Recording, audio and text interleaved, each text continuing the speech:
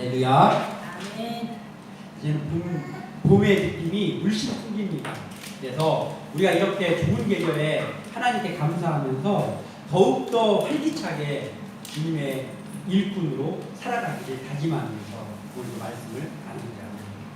우리가 하나님의 일꾼이면 물론이거니와 우리에게 필요한 것은 참 복스러운 일꾼이 되어야 되겠다라는 거예요. 이 복스러운 사람, 보기만 해도 기분이 좋잖아요. 복스럽다는 그 말이.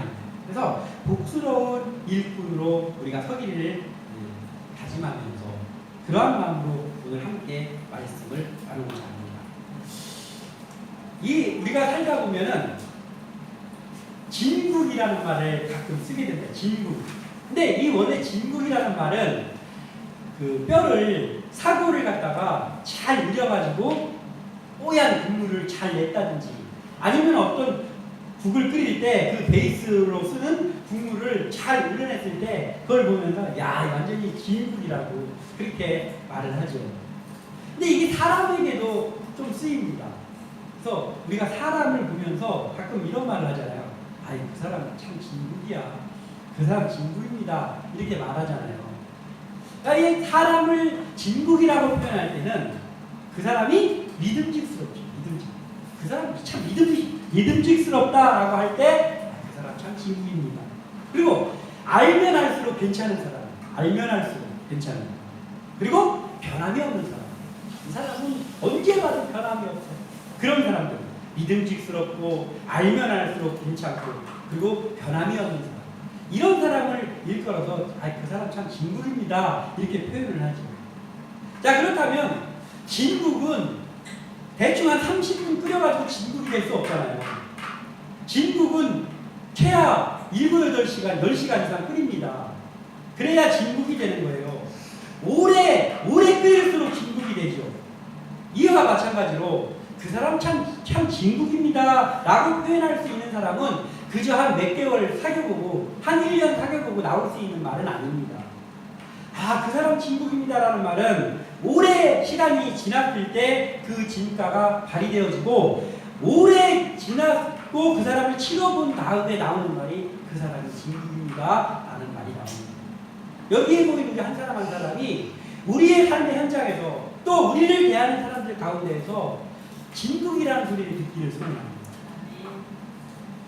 우리는 그리스도인입니다. 그리스도인들은 믿음의 진국이 되어야죠. 믿음의 진국. 기도의 믿음의 진국은 무엇일까? 제가 생각을 해보니까 요게 생각나는 거예요.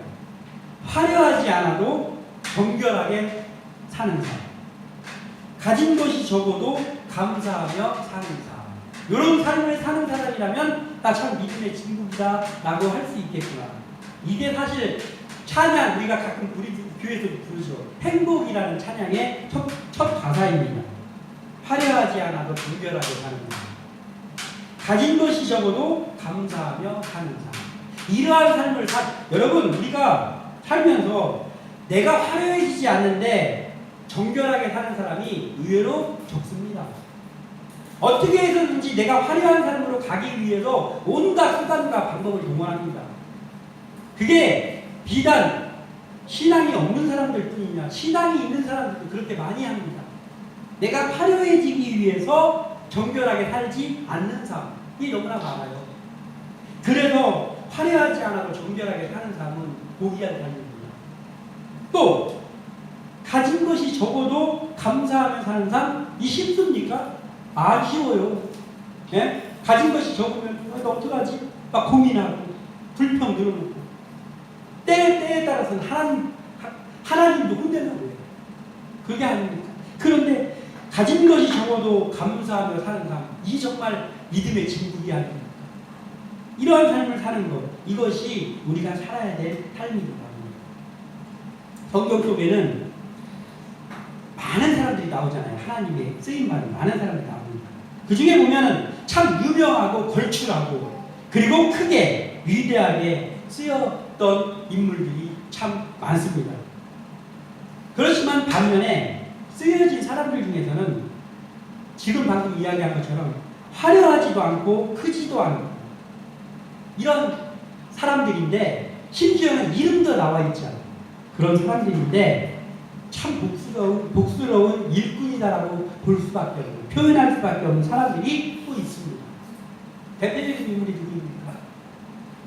예수님께서 사역을 하시면서 놀라운 역사를 일으키는 중에 오병이어의 사건, 그 오병이어의 사건은 우리가 설교에서도 많이 듣고 자주 접하는 말씀입니다. 오병이어. 그런데 예수님께 쓰임받은 그 한 소년, 자기의 도시락을 드렸던 그 소년 이름도 나오지 않습니다. 그리고 거기밖에 안 나와요. 그렇지만 오병이어의 사건은 굉장히 유명한 사건입니다. 예수님과 함께 그가 동역했지만 놀라운 일에 쓰임받았지만 화려하지도 않고 드러나지도 않았습니다.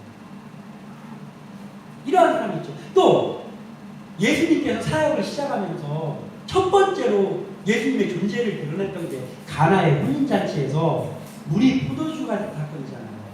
근데 거기에서 그 예수님과 동역했던 사람들 이름도 나와 있지 않아요. 그리고 심지어는 쪼잔하게 하인입니다.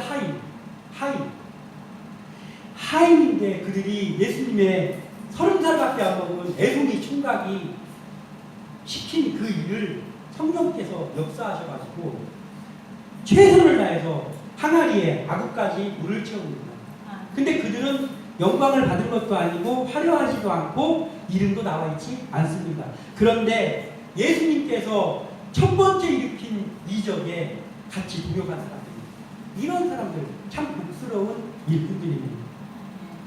우리가 이러한 복스러운 일꾼 되기를 소원하면서 오늘 말씀을 나누고자 합니다. 이 우리가 살아가는 데에 생사화복과 흥망성쇠 이러한 것들을 주관하시는 분은 하나님이시죠. 하나님이 그것을 우리의 모든 삶을 주관하고 있습니다. 그러면 그 하나님이 주관하고 있는 이 세상 가운데에서 그리스도인인 우리가 해야 될 일은 뭐냐면 늘 강조하는 것이지만 첫 번째 하나님의 영광을 위해서 사는 것이고 두 번째는 사람들에게 영혼을 사랑하고 선한 영향력을 끼치며 복음을 전파하며 살아가는 그 일을 하는 것입니다. 그래서 하나님이 하실 것은 세상을 경영해 가시는 것이고 우리가 할 것은 하나님 앞에 충성하며 복스러운 일꾼으로 충성하는 것, 그것입니다. 오늘 이것에 대해서 우리가 말씀을 나누고자 하는데 제가 말씀을 준비하면서 어떤 본문을 택할까를 보다가 이 사람도 참 보니까 대단한 사람이다. 이 사람 대단한 사람이다. 라는 생각이 드는 한 사람이 있었어요. 대단한 사람인데 제가 여태까지 저도 그래도 짧지 않은 신앙생활을 했습니다. 보니까 저도 수십 년을 신앙생활을 했더라고요.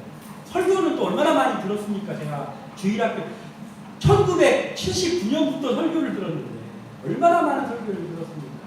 그런데 모르겠어요. 제가 한 군데에서만 신앙생활을 해서 그런지는 몰라도 이 사람에 대해서 본문으로 설교를 들은 적은 한 번도 없네 라는 인물이 있습니다. 그 인물을 한번 나누면서 우리가 복스러운 일꾼이 되기를 소원하며 말씀을 나누고자 합니다. 그가 바로 마띠아입니다. 자, 우리가 오늘 마띠아를 살펴보면서 어떻게 우리가 복스러운 일꾼으로 설 수 있는가를 나누시고 우리 모두가 복스러운 일꾼 되기를 주님의 이름으로 축원합니다. 먼저 우리가 복스러운 일꾼이 되기 위해서는 변함없이 충성하는 사람이 되어야 된다는 거예요. 변함없이 충성하는 사람. 예수님의 제자 중에 예수님께서 직접 찾아다니시면서 특별히 뽑아서 가장 가까이에 두신 제자가 12명이 있었죠.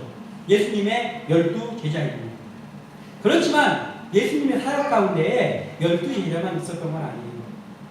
예수님의 제자들이 많이 있었는데 그 중에 누가복음에 소개되고 있는 70명의 제자도 있었어요. 다른 복음에도 나오지만 70명이라고 나오는 누가복음에 70명이라고 나오는 거예요. 그들이 누구냐면 둘씩 짝지어가지고 예수님께서 파송해가지고 그들이 기적도 일으키고 병자도 고치고 막 이런 사건이 나옵니다. 거기에 나오는 70인이 예수님의 제자들이에요. 12제자 말고도 있는 제자들. 그리고 오늘 본문에 나오는 120명의 사람들이 있습니다. 이 사람들도 물론 예수님이 사역하실 때의 제자들입니다. 야, 이 마띠아는 그 누가복음에 70명을 파송했을 때 그 중에 한 명이었을 것이다 라고 학자들이 이야기합니다. 마띠아라는 사람은 그 누가복음에 둘씩 파송했던 그 사람 중에 한 명이다. 누가복음 10장 1절에 그 후에 주께서 따로 70인을 세우사 친히 가시려는 각 동네와 각 지역으로 둘씩 앞서 보내시며 아멘. 이렇게 보내는 그 중에 한 명이, 그 중에 이름은 소개되어 있지 않았지만 마띠아가 있었을 것이다 라는 것이죠. 자, 우리가 21절과 오늘 본문 22절을 다시 한번 읽어보겠습니다. 21절과 22절 시작. 이러므로 요한의 세례로부터 우리 가운데에서 울려져 가신 날까지 주 예수께서 우리 가운데 출입하실 때에 항상 우리와 함께 다니던 사람 중에 하나를 세워 우리와 더불어 예수께서 부활하심을 증언할 사람이 되게 하여야 하리라 하거늘. 아멘. 자, 오늘 요 21절과 22절을 통해서 마띠아는 주님 사역 처음부터 제자였구나라는 것을 우리가 알 수 있죠. 언제부터냐면 예수님께서 처음 사역을 공생애를 시작하신 그 첫 사건이 뭐냐면 요단강에서 세례요한에게 세례를 받았어요. 그때부터 시작해서 그때부터 있던 자들 중에 후보를 뽑았다는 거예요. 그러니까 뭐예요? 마띠아는 이름은 나와 있지 않았지만 마띠아는 오래전 예수님의 사역 처음 시작하는 그 순간에도 거기 제자로 있었다는 거예요. 이 마띠아가. 그래서 그때부터 시작되었구나. 마띠아가 오래됐구나.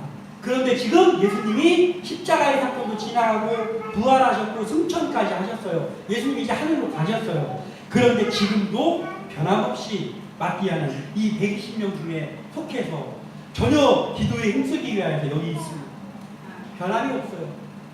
마띠아라는 사람이 이름은 안 나왔지만은 이 사람이 도대체 어떻게 11사도에 한 명 더 뽑아야 되는데 여기에 이름이 거론될 수 있었을까라는 걸 봤더니 이 사람이 예수님이 사역 시작하는 그 처음부터 예수님이 다시 하늘로 올라가신 지금까지 묵묵히 이름도 안 나오는데 예수님이 이름을 마띠아야라고 부른 적도 없는데 항상 제자로서 그 자리에 있었던 거예요.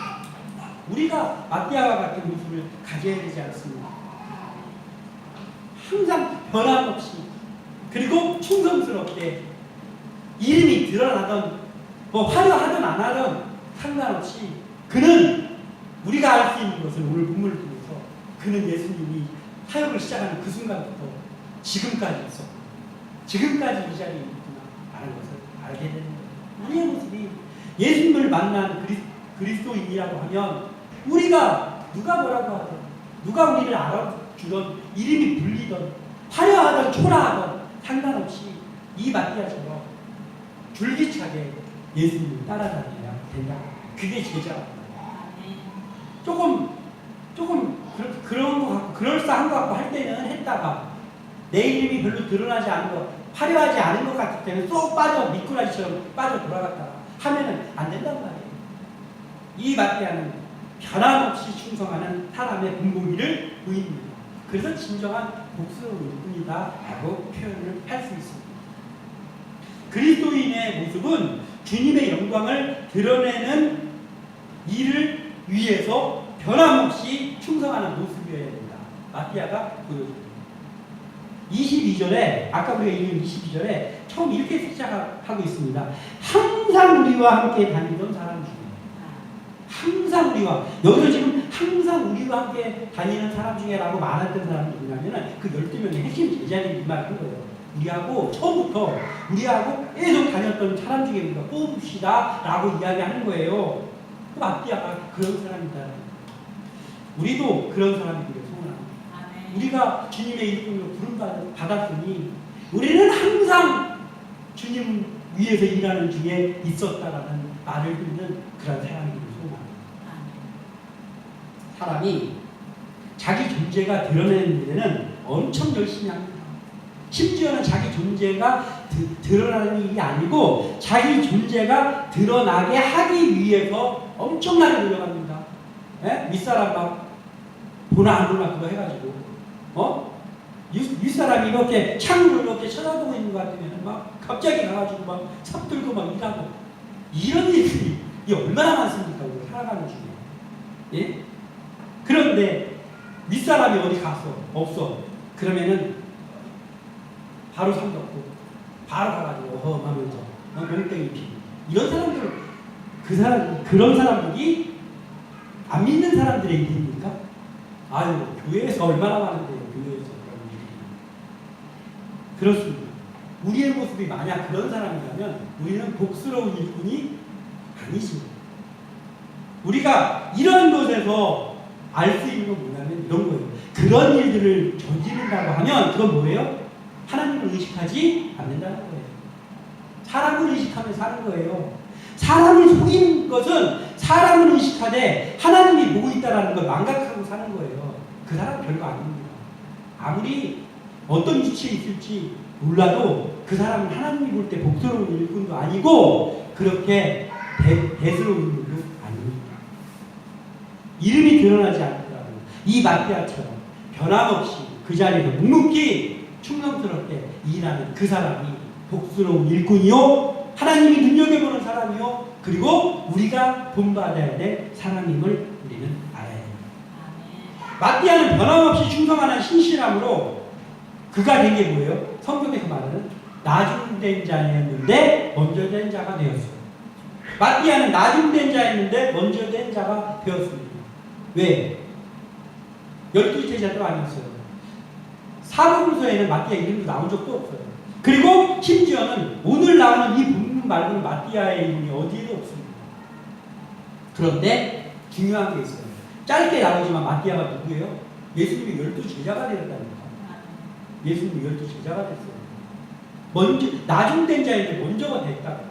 그가 빛나지도 않았고 이름도 불려지지도 않았지만은 결국은 변함없이 충성하고 있었더니 그가 예수님의 12제자 자리가 하나가 비니까 그 자리에 그가 들어갑니다.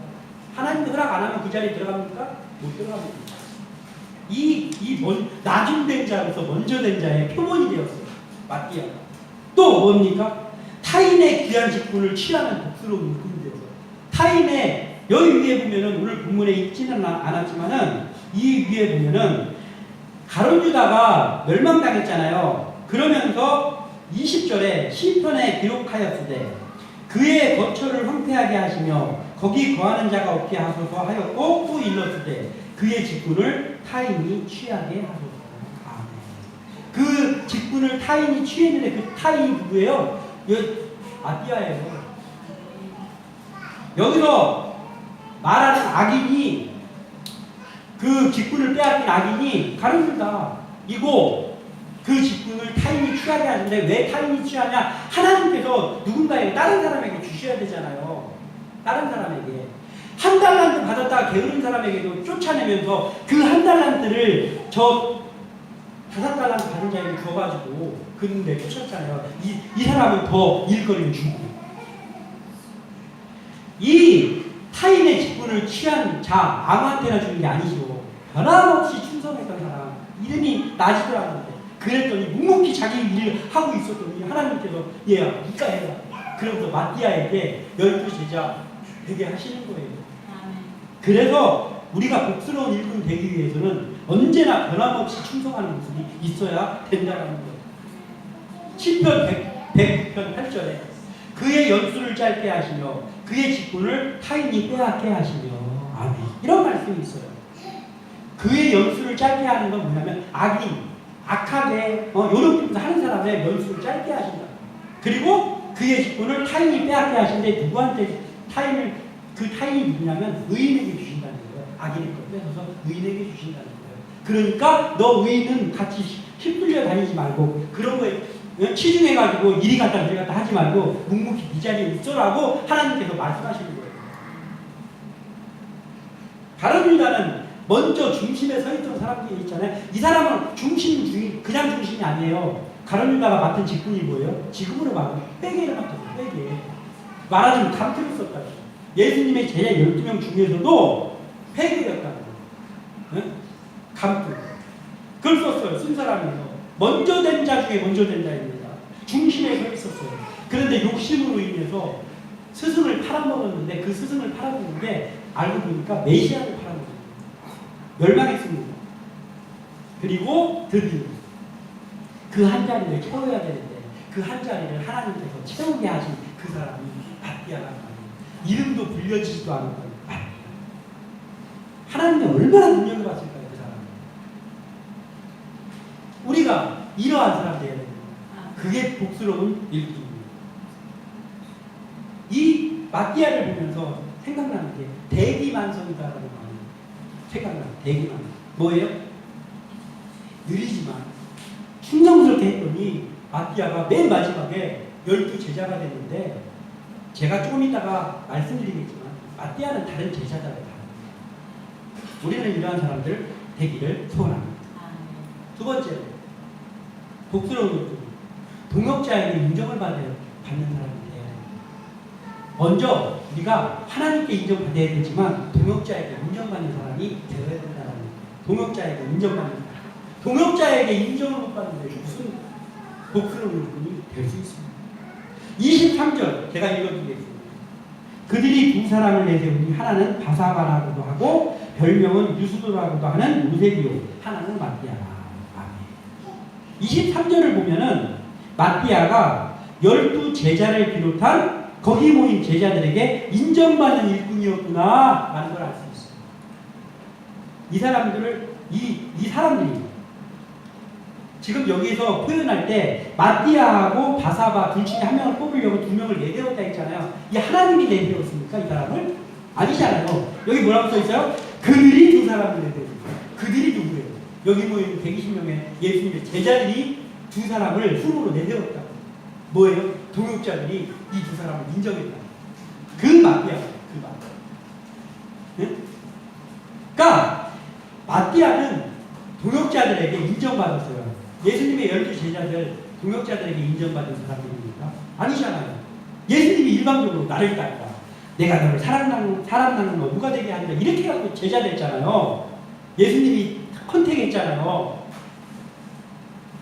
예수님의 제자들이 저 사람을 제자로 추천한다 이런 사람들이 아니잖아요. 근데 마띠아는 12제자가 됐는데 어떻게 된 사람이냐면, 이 사람은 하나님도 인정을 해주셨고 그리고 동역자들에게도 인정을 받아가지고 12제자에 들어갔습니다. 그러니까 다른 제자들하고 달라요. 최고입니다. 최고. 하나님께도 인정받고 사람에게, 특히 자기와 함께 일하는 동역자들이 너는 믿을 수 있다, 당신은 믿을 수 있습니다를 한 거예요. 이런 사람이 복스러운 일꾼이다 라는 것이죠. 12제자를 제외하고도 예수님의 사역 동안 함께 했던 사람들이 거기 모인 사람들이잖아요. 그런데 그 중에서 두 명을 뽑는데 제자들이 뽑아요. 제자들. 우리가 이런 일꾼들에게 소원합니다. 우리의 신앙 공동체 속에서 하나님께 신실하게 일하는 것도 중요하죠. 그렇지만 그 못지않게 중요한 게 뭐냐면 같이 일하는 동역자들에게 인정받는 겁니다. 이게 안 되면요 일이 힘들어요. 같은 동역자들이 그 사람을 인정해줘야 된단 말이에요. 그게 복스러운 일꾼이에요. 도무지 동역자들에게 인정받지 못한다고 하면 이게 일하기가 힘들지. 그래서 우리는 누가 뭐라고 했든 하나님께만 인정받으면 돼. 하나님께 인정받아야죠. 그렇지만 같이 일하는 동역자들에게도 인정받아야 된단 말이에요. 그런데 그 인정받는 것이 뭐냐면, 자기가 인정받으려고 나정적인 후보로 뽑아줘, 이거 하는 게 아니고, 잘 보이는 가지고 받는 그게 아니고, 같이 일하는 동역자들이 지켜보다가 저 사람이라면 믿을 수 있다라고 마음에 점찍어둔 그 사람이 돼야 된다는 거예요. 저도 목사들 중에서도 제가 마음속에 내가 다른 사람은 몰라도 저 사람은 믿을 수 있다라고 하는 다른 목회자들이 저에게 있습니다. 그건 친구라고 상관이 없어요. 친구라고 상관이 없습니다. 그래서 이런 거예요. 우리가 어떤 중요한 일을 하는 사람을 택할 때, 이 사람이 나하고 친하니까라고 해서 뽑지 않아요. 친한 건 친한 거고, 중요한 일을 맡길 때는 믿음직한 사람, 그걸 뽑습니다. 그런데 만약에 그래도 팔은 안으로 굽는다고 나랑 이 사람이 친하니까 이 사람을 그 자리에다 둬야지 하면은 그 일을 반드시 그르칩니다. 그렇게 해서 사람을 기용을 하면 반드시 그르친단 말이에요. 그래서 중요한 일을 할 때는 제대로 사람을 뽑는다면 지켜보고 저 사람이 이 자리에 맞겠구나라고 해서 택하거나 아니면 사람을 이력서나 뭐 이런 것들을 통해서 뽑더라도 그냥 스펙이나 뭐 이렇게 뽑는 게 아니라 그 사람을 좀 얘기도 해보고 하면서 그 사람의 많은 면들을 보고 뽑아야 되는 거예요. 친분하고 상관이 없어야 됩니다. 이 마띠아는 12 제자들에게 뭐 뇌물을 바친 것도 아니고 그가 어떻게 뭐 드러나는 어떤 일을 한 것도 아니었어요. 그런데 오늘 이 부분을 보면 그동안에 같이 사역을 하고 예수님을 따라다니는 동안에 그 다른 사람들이 마띠아라는 사람을 눈여겨봤었구나. 저 사람 참 믿음직스럽네. 아까 얘기한 친구. 저 사람 참 알수록 괜찮은 사람이네. 저 사람은 변함도 없고 계속 묵묵히 예수님을 따라다니네. 저 사람 참 진국이네. 이게 되었던 사람이 마띠아이구나 라는 것을 알 수 있습니다. 그 마띠아가 같은 그 사람이 우리가 되기를 소원합니다. 그리스도인은 가정이나 교회나 직장이나 어떠한 공동체에서도 우리가 신앙인답게 살아야 되는데, 근데 중요한 게 있어요. 그게 뭐냐면 신앙인이라는 걸 드러내기 이전에 그보다 더 중요한 게 있는데, 그건 뭐냐면 성실함을 보여줘요. 이런 거였어요. 어디 가자마자 제가 저 크리스찬이고요, 기독교인이고요. 그리고 세상 그냥 보통 자기 동료들하고 이야기를 하고 있는데 갑자기 주여, 아멘, 제가 신앙생활 오래 하다 보니까 저도 모르게 그런 말이 튀어나왔네요. 저 기독교인이라서. 그런데 세상 깍쟁이들, 세상 사람 불편하게 하고, 세상 이랬다 저랬다 하고, 어쩔 때는 막 모든 걸 퍼줄 것 같이 하면서 인사하다가 어느 날 보면 전혀 다른 사람이 돼가지고 하는데 인사도 안 받고 그런 사람도 있잖아요. 그러면 차라리 나 기독교인입니다 안 하기에 더 나을 뻔했잖아요.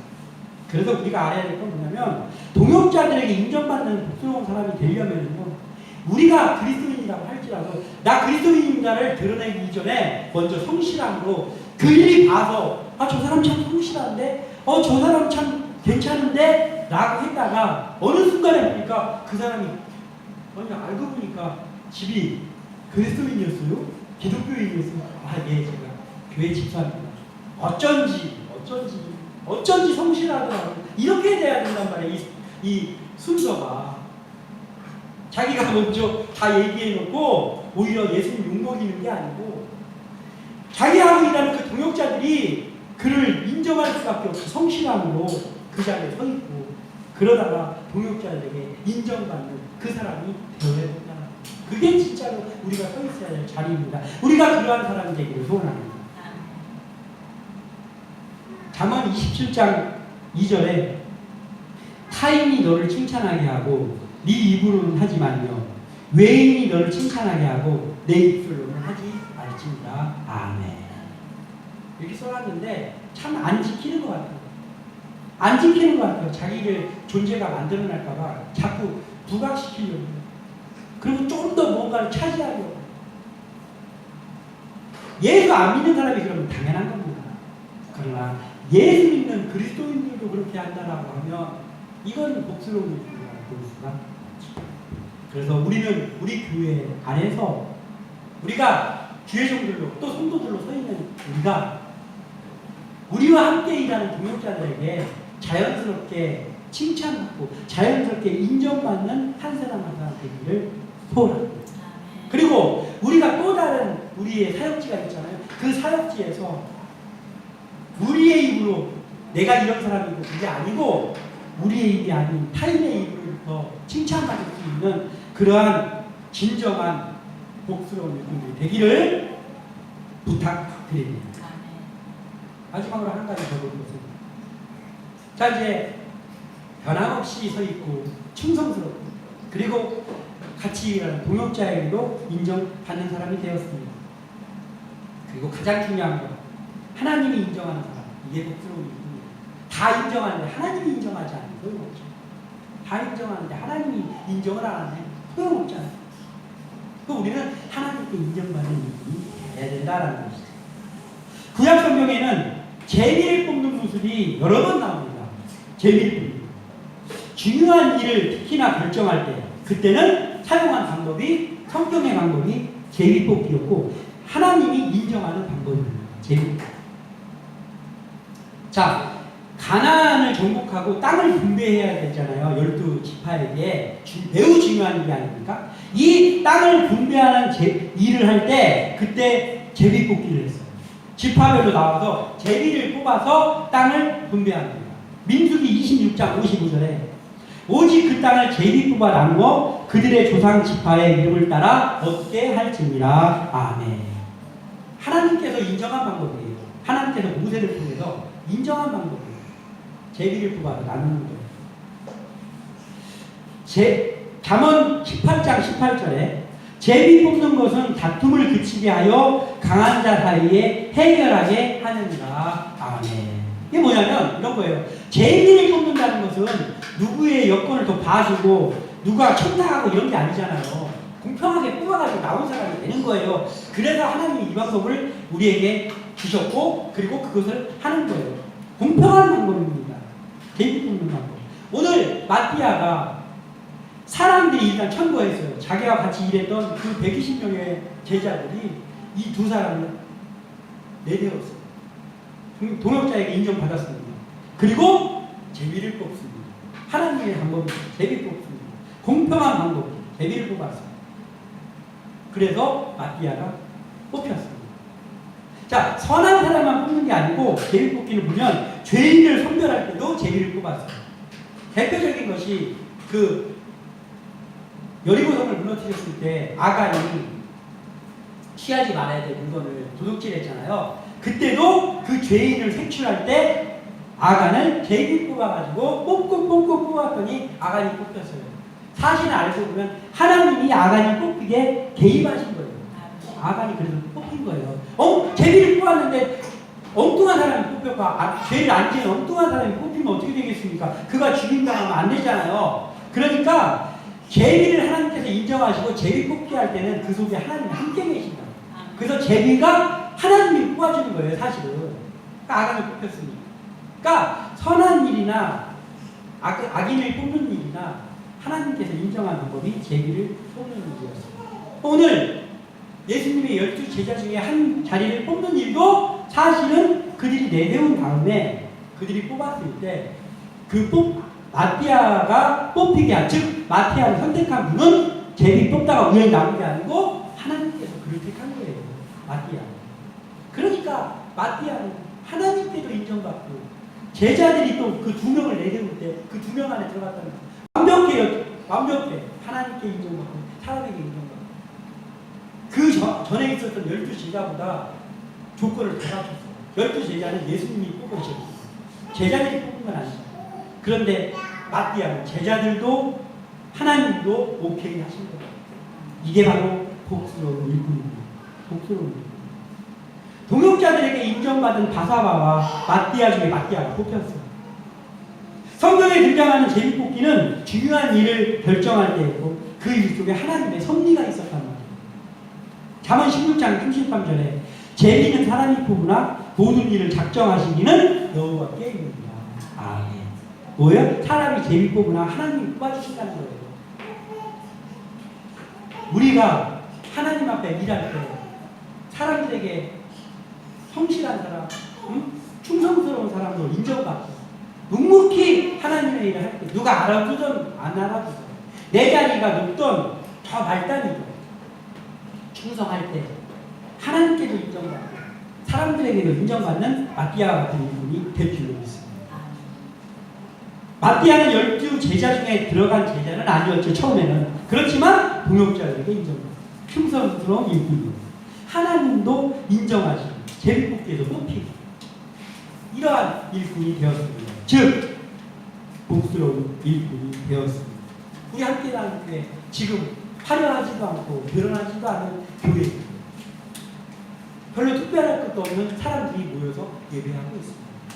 그러나 지금 우리가 해야 될 것은 이 마띠아의 모습처럼 늘 변함없이 늘 충성스러운 모습을 누가 알아주던 안 알아주던 충성하는 복스러운 일꾼들 되시기를 소원합니다. 그리고 하나님께서 그 속에서 눈여겨주시고 인정하시고 어디를 가든지 동역자들에게도 충성스러운 사람으로 우리의 입으로 떠벌리는 것이 아니라 동역자들의 입을 통해서 당신은 참 충성스럽습니다. 당신하고 같이 일하고 싶습니다. 라는 말을 듣는 그러한 복스러운 일꾼들이 다 되시기를 주님의 이름으로 축원합니다. 기도합니다.